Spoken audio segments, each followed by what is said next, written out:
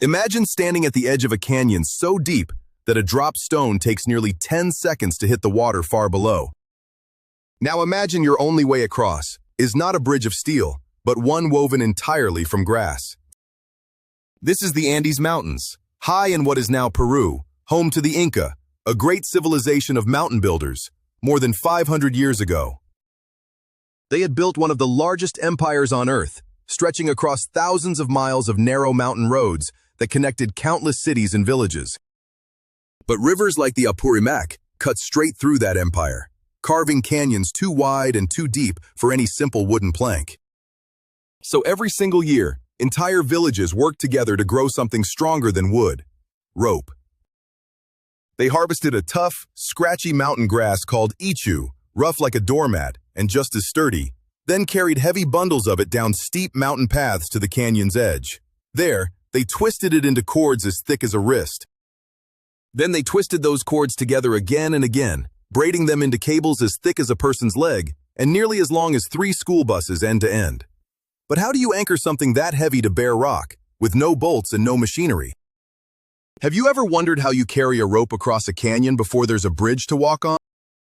On each side, they wound those cables around carved stone anchors built directly into the cliff, then lashed them tight so they could never slip loose. Workers threw a thin cord across first, then used it to slowly haul the massive cables from one cliff edge to the other. Workers wove thinner ropes back and forth between the cables to form a floor, then raised side ropes as handrails.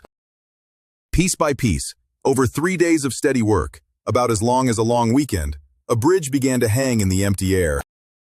Workers walked out onto it as it was being built, tying and retying every knot by hand, hundreds of feet above the river.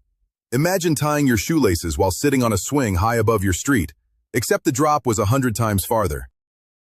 By the 3rd day, the bridge could hold the weight of an entire caravan of people and goods at once, so what could possibly go wrong?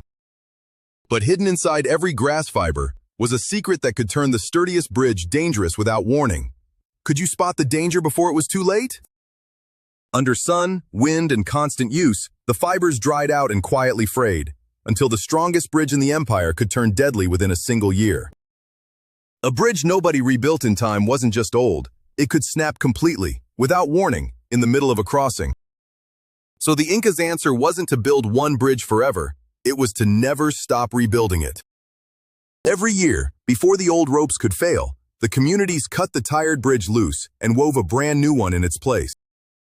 That same river is still crossed by a hand-woven grass bridge today, 28 meters long, rebuilt every June by hand, exactly as it was 500 years ago. Bridges, walls, and aqueducts like this one were built by hand all over the world, long before any machine existed.